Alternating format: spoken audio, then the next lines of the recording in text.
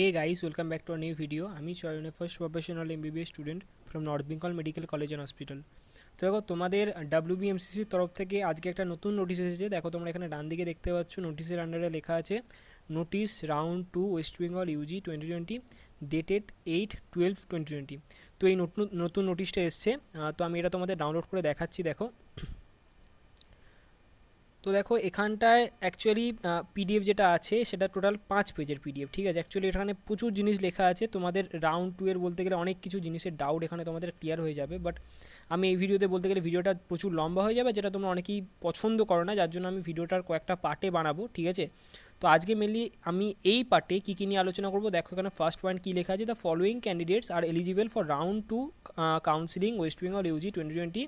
With required activities in round 2 counselling West Bengal UG 2020। মানে এখানটায় বলছে কি কারা কারা এলিজিবল রাউন্ড 2 এর জন্য, কারা কারা এলিজিবল সেই জিনিসটা এখানে আলোচনা করেছে। এবং তারপরে দেখো এখানটায় তারপরে একটু বলেছে তারপরে এখানটায় সেকেন্ড পার্টে দেখো এখানে বলেছে যে বলেছে the earlier listed candidates for round 1 shall automatically appear in the provisional list of round 2 as per their new state serial number. যাই হোক, এমন বলছে প্রোভাইডেড সার্চ candidates do not fall under below mentioned groups. ঠিক আছে, মানে এই যে তারপরে যেগুলো বলছে দেখো এই 1 থেকে 5 এই কজন যে সমস্ত ক্যান্ডিডেট যে সমস্ত ক্যাটেগরি বলেছে এরা কিন্তু তোমাদের এই যে তোমাদের মানে রাউন্ড 2তে পার্টিসিপেট করতে পারবে না। ঠিক আছে, এই যে তোমাদের এই যে গ্রুপগুলো দিয়েছে A to G, এই গ্রুপের মধ্যে এরা পড়ে না। ঠিক আছে, সেটা ওরা আরেকবার ক্লিয়ার করে দিয়েছে। তো এই জিনিসটাই তো আমি আজকে টোটাল তোমাদের এই দুটো জিনিসটা ভালো করে বোঝাবো যে কারা কারা রাউন্ড 2 এর জন্য এলিজিবল এবং কারা কারা এলিজিবল না। এই দুটো জিনিস মেনলি আমি তোমাদেরকে আজকে ভালো করে বোঝাবো এই পিডিএফ দেখে, যেটা তোমাদের ডাব্লিউবিএমসিসির তরফ থেকে সরাসরি অফিসিয়ালি এসেছে। সেই জিনিসটাই তোমাদের আজকে আমি পড়ে ভালো করে বুঝিয়ে দেবো। এবং তাছাড়াও দেখো এখানে পিডিএফটা অনেকটাই বড় এবং পিডিএফে আরও অনেক জিনিস আছে। ঠিক আছে, তোমরা পিডিএফটা ডাউনলোড করে একবার পড়ো। আমি চেষ্টা করব কালকের মধ্যেই সমস্ত জিনিসের ডাউটস তোমাদের ক্লিয়ার করে দেওয়া। তাছাড়াও এই পিডিএফটা পড়ে যদি তোমাদের কোথাও বুঝতে অসুবিধা হয় তাহলে তোমরা আমাকে একবার এই ভিডিওর কমেন্ট সেকশনে একবার আমায় জানিও, তাহলে আমি সেটা ক্লিয়ার করার চেষ্টা করব। ঠিক আছে, তো দেখো আমি ফার্স্টে থেকে তোমাদের বলছি। দেখো ফার্স্ট অফ অল তো এখানে ডেট দেওয়া আছে, দেখো 8/12/2020 এবং তারপর বলছি notice for round 2 counselling for UG medical dental and AYUSH state quota, management quota, NRI quota and AYUSH central quota private কলেজের সিটস ইন ওয়েস্ট বেঙ্গল 2020। মানে যে সমস্ত কলেজের এখানে পার্টিসিপেট করছে ডাব্লিউবিএমসিসির কাউন্সিলিংয়ে সেই সমস্ত কলেজের নাম দিয়েছে। তারপর বলছি যেটা তোমাদের জানালাম, দেখো যে কারা কারা এলিজিবল সেই জিনিসটা। তো দেখো ফার্স্ট অফ অল একদম ফার্স্ট পয়েন্টে আসছে নাম্বার পয়েন্টে, the eligible and qualified candidates through NEET UG 2020 who fail to enroll in round 1 counseling can apply for fresh enrollment and payment of counseling fee online and have to register online as per schedule। মানে বলছে যারা যারা eligible এবং qualified candidates, যেটা তোমাদের একটা মানে NEET qualify করার জন্য একটা মিনিমাম মার্কস যেটা থাকে, যেটা জেনারেল ক্যাটাগরির জন্য 50%, এরকম SC ST OBCর জন্য এরকম পার্টিকুলার কিছু কিছু পার্সেন্টেজ আছে, মানে পার্সেন্টাইল আছে অ্যাকচুয়ালি। তো সেই পার্সেন্টাইলের বেসিসে তোমরা কোয়ালিফাইড কিনা সেই জিনিসটা ওরা মানে মেজার করে। তো সেই জিনিসটাই যে তোমরা কোয়ালিফাইড কিনা, যদি তোমরা কোয়ালিফাইড হও সেক্ষেত্রে তোমরা যারা যারা রাউন্ড 1-এ এনরোলমেন্ট করোনি, তোমাদের নাম যারা যারা এনরোলমেন্ট করোনি তারা রাউন্ড 2তে ফ্রেশ এনরোলমেন্ট এবং পেমেন্ট করতে পারবে। Payment of counselling fee online, মানে তোমরা নতুন করে পেমেন্ট করতে পারবে এবং তারপরে তোমরা নতুন করে নাম রেজিস্টার করতে পারবে। দেখো এখানে বলেছে and have to register online as per schedule. ঠিক আছে, মানে শিডিউলের যেটা তোমাদের ডেট দিয়েছে সেই ডেটে তোমাদের রেজিস্টার করতে হবে। যাই হোক, এটা গেলো তোমাদের নাম্বার পয়েন্ট। বিতে আসছি আমি। দেখো the candidates who enrolled earlier but failed to pay the counseling fees in round 1 can directly pay such fee online and then they have to register online as per schedule. মানে দেখো যারা যারা বলছে কি রাউন্ড 1-এ যারা যারা enrolment করেছিল, ঠিক আছে, নাম এনরোলমেন্টের একটা মানে নাম এনরোলমেন্টটা গোটাটা একটা প্রসিডিওর, তার মধ্যে একটা সাব প্রসিডিওর মানে সাব প্রসেস মানে কি ওর আন্ডারে একটা প্রসিডিওর আছে যেটা হচ্ছে তোমাদের ফি পেমেন্ট। ঠিক আছে, তো তোমরা যারা যারা ধরে নাও রাউন্ড 1-এ তো নাম এনরোলমেন্ট তো করেছিলে, বাট প্রসেসটা নাম এনরোলমেন্টের যে প্রসেসটা সেটা কমপ্লিট করোনি। ঠিক আছে, নাম এনরোলমেন্টের মধ্যেই একটা প্রসেস আসে সেটা হচ্ছে তোমাদের ফি পেমেন্ট। তো তোমরা যারা যারা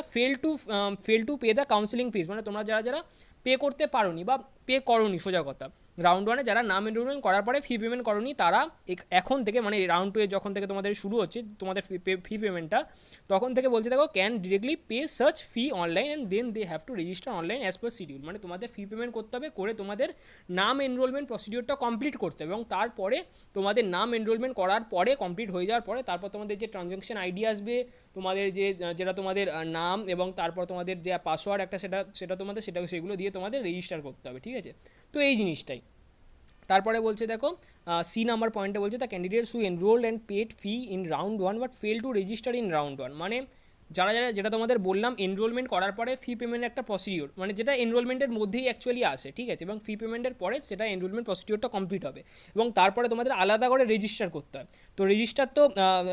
দেখো বললো এখানে ফি পেমেন্ট করে দিয়েছি, বাট যারা যারা এখানে রেজিস্টার করতে পারেনি, ঠিক আছে, আগের পয়েন্টটা ছিল যারা যারা ফি পেমেন্ট করতে পারেনি তারা তো রেজিস্টার করতেই পারবে না, ফি পেমেন্টটা আটকে গেছে মানে তোমার এনরোলমেন্টটাই কমপ্লিট হয়নি, তাহলে তোমরা রেজিস্টার কী করে করতে পারবে।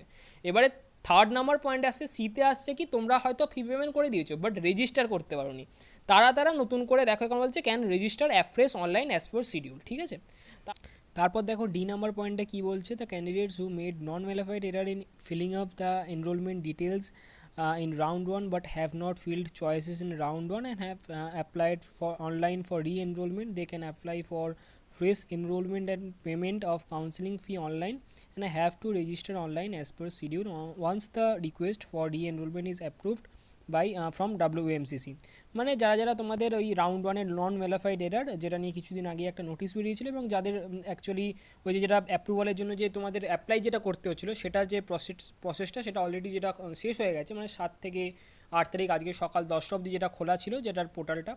মানে অ্যাপ্লাই করার পোর্টালটা যারা নন ভ্যালিফাইড এরার করেছিলে তাদের জন্য মেনলি, তো সেই জিনিসটা তোমাদের অলরেডি তো হয়ে গেছে। তো তোমরা যারা যারা করা হয়ে গেছে তোমরা তারা রি এনরোলমেন্ট করতে পারবে এবারে, এবং রি এনরোলমেন্ট করার পরে তারপর তোমরা ওখান থেকে তারপর রেজিস্ট্রেশন করতে হবে, রেজিস্ট্রেশন করার পরে তারপর তোমরা চয়েস লক করতে পারবে, সেটাই এখানে জানিয়েছে। তারপর বলছে দেখো ইতে বলছে the candidates who have successfully enrolled paid fee registered and fill choices online in round one but remained non allotted in round one at their rank, মানে যারা যারা নিজের র্যাঙ্কে রাউন্ড ওয়ানে তারা পার্টিসিপেট করেছিল বাট তারা তোমাদের নিজের র্যাঙ্কে তারা কোনো কলেজে অ্যালটেড হয়নি, তারা রাউন্ড টুতে পার্টিসিপেট করতে পারবে। তার সাথে বলছে দেখো এফএ বলছে the candidates who have successfully enrolled paid fee registered and filled choice online in round 1 were allotted and admitted in college in round 1 and expressed willingness for participation in round 2 counseling, মানে যেটা তোমাদের আমি আগেও জানিয়েছিলাম round ওয়ানের জন্য তোমাদের ওখানে জিজ্ঞাসা করা হবে, তোমাদের উইলিংনেসে ইয়েস দিয়ে আসতে হবে, তোমাদের যেটা আমি আগেও জানিয়েছিলাম সেই জিনিসটাই বলছি, তোমরা যারা যারা ইয়েস দিয়েছিলে তারাই কিন্তু যারা মোটামুটি যারা রাউন্ড ওয়ানে যারা চান্স পেয়ে গেছিলে তারা কলেজে গিয়ে যারা ইয়েস দিয়ে এসেছো তারাই কিন্তু রাউন্ড টুতে পার্টিসিপেট করতে হবে, সেটাই এখানে জানিয়েছে। তারপরে দেখো জি নম্বর পয়েন্টে কী বলছে, the candidates who have successfully enrolled paid fee registered and fill choices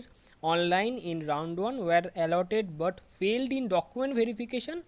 and the seats were cancelled but remained eligible for round 2 and subsequent rounds as per changed criteria of eligibility, মানে একটা এলিজিবিলিটির একটা criteria যেটা ওরা আগে দিয়েছিল যে something like তোমাদের domicile certificate এরকম কিছু একটা এলিজিবিলিটি দিয়েছিল ডমিসাইল বা কাস্ট সার্টিফিকেটে, তোমাদের যারা মোটামুটি ঠিকঠাক কাস্ট সার্টিফিকেট দেখাতে পারোনি তাদের ওই রকমভাবে তোমাদের অল্টার্ড স্ট্যাটাস নিয়ে সাবসিকুয়েন্ট রাউন্ডে বসতে হবে এরকম জানিয়েছিল WBMCC। তো সেটাই জানিয়েছে যারা ওই টাইমে যখন ডকুমেন্ট ভেরিফিকেশান হয় রাউন্ড ওয়ানে তখন তোমরা যারা ফেল্ড হয়েছিলে এবং তারপর তোমরা রাউন্ড টুতে আবার তারা বসতে পারবে, কিন্তু সেটা অল্টার্ড স্ট্যাটাস নিয়ে, লাইক তোমরা যদি অন্য কোনো ক্যাটাগরি যেটা তোমাদের মানে কি তোমরা নিজের ক্যাটাগরি যে সার্টিফিকেট সেটা যদি তোমরা না দেখাতে পারো তাহলে তোমরা অল্টার্ড স্ট্যাটাস নিয়ে তোমরা এখানটায় রাউন্ড টুতে বসতে পারবে, সেটা এখানে জানিয়েছে। তারপর বলছে দেখো above type of candidates A to G after necessary activities as detailed above as applicable have to fill fresh choice in round 2 as per schedule in order to be considered for allotment as per inter-se merit provisional list of candidates for round 2 who have successfully enrolled and paid counselling fee online shall be published in counselling website as per schedule। মানে কি বললো এখানটায়, মানে এটাই বলতে চাইলো যে তোমরা যারা এরকমভাবে A to G পয়েন্টের মধ্যে যারা পড়ো, ঠিক আছে, তোমরা ফার্স্ট অফ অল তো এনরোলমেন্ট করলে এবং এনরোলমেন্ট করার পরে তোমাদের রেজিস্ট্রেশন করতে হবে, রেজিস্ট্রেশন করার পরে তোমাদের চয়েস ফিলটা ফ্রেশ চয়েস ফিলিং করতে হবে, তোমাদের রাউন্ড ওয়ানে যে সমস্ত চয়েস ফিল দিয়েছিলে সেটা পুরোপুরি ব্ল্যাঙ্ক হয়ে যাবে, তোমাদের নতুন করে চয়েস ফিল করতে হবে এবং চয়েস ফিল করার পরে তারপরে তোমাদের এরকম একটা প্রভিশনাল লিস্ট অফ ক্যান্ডিডেটস যেটা ফর রাউন্ড 2 যেটা তোমাদের রিলিজ হবে সেটা অ্যাজ পার শিডিউল তোমাদের রিলিজ করে দেবে, এটাই তোমাদের জানিয়েছে। তারপর দেখো বলছে above type of candidates A to G should not belong to the subset of candidates who appeared in the finally admitted candidate list in round 2 for All India Counselling UG 2020 including deemed university, central university or apex institutes counselling conducted by All India Authority UG 2020 as per Honorable Supreme Court order। মানে দেখো এখানে কি বলতে চাইলো, মানে এখানে বলতে চাইলো যে এই যে A to G যে সমস্ত স্টুডেন্টস যারা আছে, যে সমস্ত ক্যাটাগরি স্টুডেন্টসের কথা বলেছে তাদের মধ্যে এমন অনেক স্টুডেন্টস আছে যারা ধরে নাও স্টেট কোটার কাউন্সিলিংয়েও বসেছিল প্লাস অল ইন্ডিয়া কোটার কাউন্সিলিংয়েও বসেছিল। তো সেক্ষেত্রে তোমাদের যে সমস্ত স্টুডেন্টস ধরে নাও অল ইন্ডিয়া কোটার কাউন্সিলিংয়ে চান্স পেয়ে সেখানে অ্যাডমিশন নিয়েছে, ঠিক আছে, সেই সমস্ত স্টুডেন্টস কিন্তু আর স্টেট কোটার ফার্দার রাউন্ডসের জন্য তোমরা এলিজিবল হবে না, সেটাই এখানে জানিয়েছে, ঠিক আছে। দেখো, চান্স পাওয়াটা একটা ব্যাপার, আর চান্স পেয়ে অ্যাডমিশন নেওয়াটা একটা ব্যাপার। তোমরা যদি চান্স পেয়ে অ্যাডমিশন না নাও তাহলে সেখানটায় তোমাদের পার্টিকুলার যে সিকিউরিটি ডিপোজিটটা তোমাদের দিতে হয়েছিল সেই সিকিউরিটি ডিপোজিটটা তোমাদের মানে ওটা নিয়ে নেবে ওরা, ঠিক আছে। বাট তোমরা যদি চান্স পেয়ে অ্যাডমিশন নিয়ে নাও তাহলে কিন্তু তোমাদের ওই কলেজেই পড়তে হবে, এবং তারপরে ওই কলেজ থেকে ছাড়া মানে ওই কলেজ থেকে বেরিয়ে আসতে গেলে তোমাদের সেই বন্ড অ্যামাউন্টটাও ওখানে দিতে হবে, সেই সমস্ত জিনিস তোমাদের করতে হবে। তো তোমরা যদি চান্স পেয়ে যাও তাহলে তোমরা অ্যাডমিশনও যদি নিয়ে থাকো তাহলে কিন্তু তোমরা ফার্দার রাউন্ডে বসতে পারবে না, এটাই এখানে জানিয়েছে। এবং তারপরে দেখো এখানটা কী বলছে, the earlier listed candidates for round one shall automatically appear in the provisional list of round one as per their new state serial number, যেটা তোমাদের আগেও জানালাম, যেটা তোমাদের একটা সিরিয়াল নাম্বার বা প্রভিশনাল র্যাঙ্ক লিস্ট বা ক্যান্ডিডেট লিস্ট একটা বেরোবে, সেটাতে তোমাদের নাম থাকবে। After incorporation of the candidates type A to G as stated earlier as applicable, ঠিক আছে। এবং তারা বলছে provided such candidates do not fall under below mentioned groups,